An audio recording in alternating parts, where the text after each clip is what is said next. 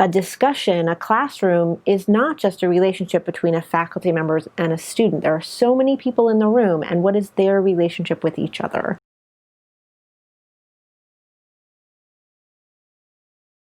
The idea that, well, I know all the students' names is not the same as, but do all the students know each other's names?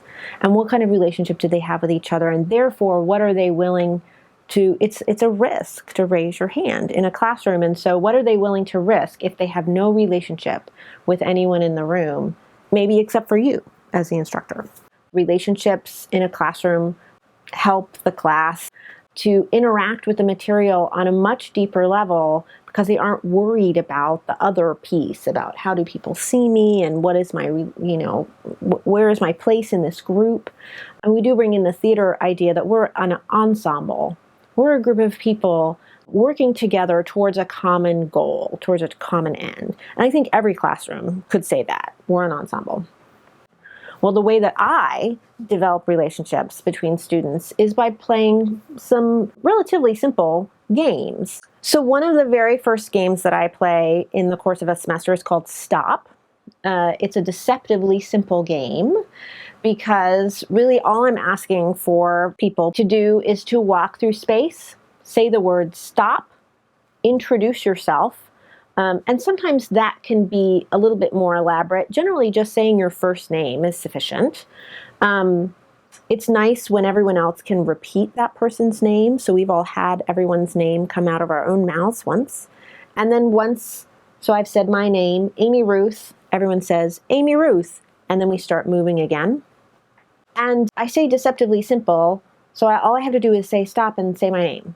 But really, the real crux of the instruction is, no, you're going to say stop. You're going to wait until you have everyone's attention, and then you're going to say your name.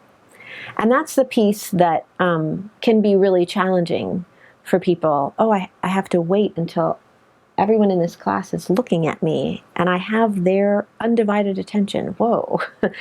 We must take care of each other. Part of it's about you and your experience. But a big part of it is we have to collectively succeed at this endeavor.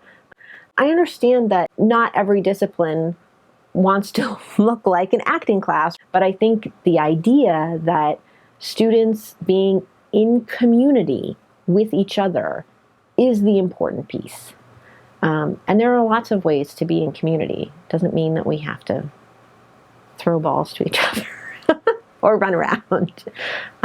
I think it does mean we have to be in conversation so that when they need to have the conversation, they're more willing. And one student talked about not only did she feel safe in our space, but then when she went out into the world, that when she was walking across campus and she saw someone in our class, it kind of made her day. Like, oh, there's somebody on a campus of 30,000, students.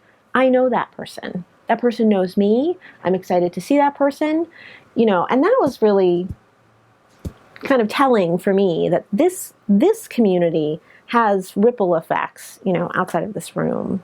That was really important.